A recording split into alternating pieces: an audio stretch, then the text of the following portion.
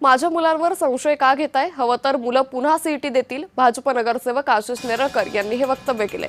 नांदेडचे भाजप नगरसेवक आशिष नेरळकर यांच्या जुळ्या मुलांना एमएसटी सीईटी परीक्षेत 99.99% मिळाले। यावरून सोशल मीडियासह राजकीय स्तरावर विविध प्रश्न उपस्थित करण्यात आले। मात्र आशिष नेरळकर यांनी हे सर्व आरोप फेटाळून लावलेत। दोन्ही मुलं लहानापासून एकाच शाळेत, एकाच वर्गात, एकाच ट्युशनमध्ये शिकल्यामुळे समान गुण मिळणं स्वाभाविक असल्याचंही त्यांनी म्हटलंय।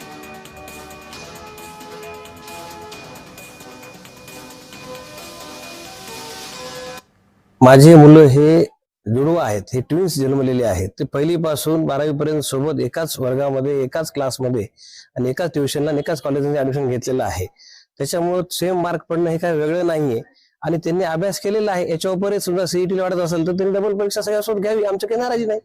मी काय म्हणतो की पक्षाचा याच्यात विषय नाही, माझ्या लेकरांचा आयुष्याचा विषय आहे। माझे लेकर एकतर 18 वर्षाच्या कमी आहेत, पण तुम्ही त्यांना पक्ष म्हणून त्यांच्यावर तुम्ही काही कारवाई करत असाल तर हे योग्य नाही। तुम्ही अभ्यासामध्ये त्यांचं जे न्याय आहे ते दाखवून देतील त्यांनी।